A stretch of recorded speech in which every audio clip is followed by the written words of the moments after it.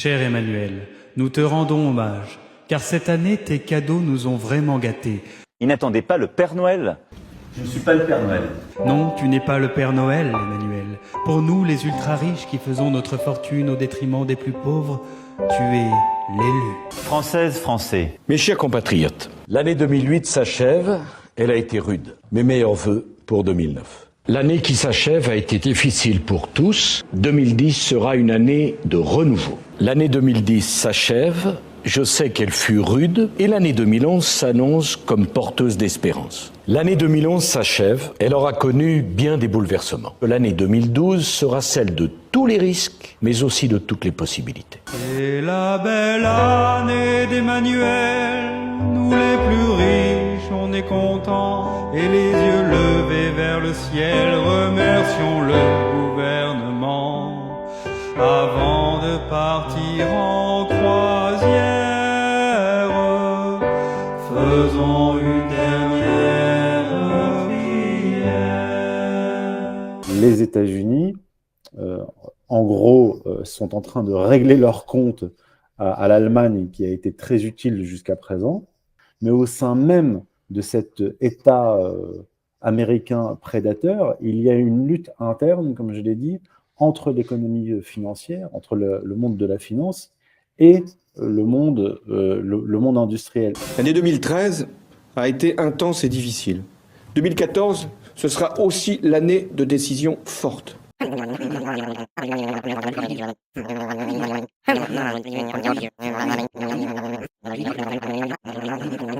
Oui, cette année 2020 a été difficile.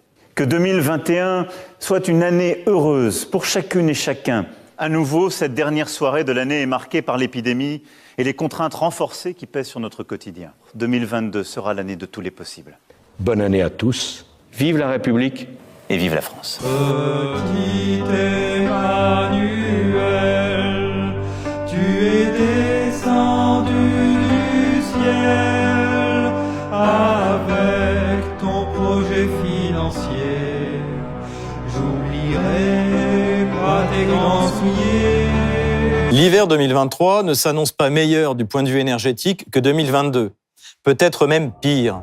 Ursula von der Leyen a annoncé le 12 décembre dernier qu'il pourrait manquer 30 milliards de mètres cubes de gaz pour approvisionner l'UE en 2023. En outre, la fin de la politique zéro Covid qu'on voit se profiler en Chine va entraîner un rebond de sa consommation énergétique et peser sur les prix à l'international. Précisément, d'avoir des voitures électriques qui ont une batterie électrique, c'est une réserve d'électricité.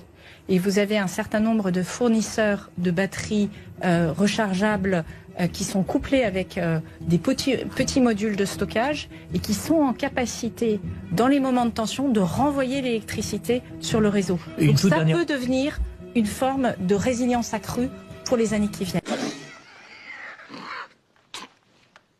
J'ai fait 2 fautes. Alors, lesquelles? Alors, à je couru, il y a un S à la fin. D'accord, c'est vrai. Et il, elle, coura, c'est pas coura, mais c'est il couru. UT. Un scorpion demanda à une grenouille de le porter sur son dos pour traverser la rivière. En effet, il avait un rendez-vous important de l'autre côté. La grenouille, quelque peu interpellée, ayant peur d'être piquée pendant le voyage, lui répliqua « Je le ferai bien, mais tu vas me piquer. » Le scorpion se défendit. « Je peux te l'assurer, je ne le ferai pas. Je ne suis pas capable de nager, j'ai besoin de toi et je suis en retard. Faire cette traversée sur ton dos me fera gagner un temps précieux. » Mais avant de partir, il faudra bien te couvrir. Dehors, il y a la France d'en bas. Tous ces gueux ne voudront plus de toi. À nouveau, la grenouille argumente. Si tu le fais, tu vas me piquer, je connais ta réputation. Le scorpion plaida alors. S'il te plaît, je dois traverser et je te promets de ne pas te piquer. Il se défendit encore avec assurance. Il lui fit comprendre qu'il n'était pas fou, s'il la piquait, ils couleraient tous les deux.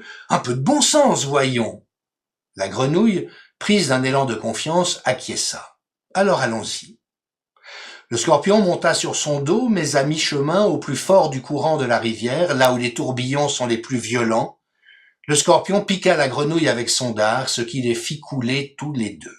Bon, alors ça, j'ai jamais été doué en maths. Facile, c'est 10 000 Ça mètres. aide pas beaucoup. C'est 10 000 mètres. 100 mètres sur 100 mètres. 100 mètres sur 100 mètres. Et ça fait 10 000 mètres, 100 mètres sur 100 mètres. Très bien. Zéro pour le ministre de l'Agriculture. La grenouille, stupéfaite de cet acte de trahison, agonisante, mourante, s'adressa au scorpion. « Mais vous m'aviez promis !»« Vous vous attendiez à quoi? Je suis un scorpion, c'est ma nature.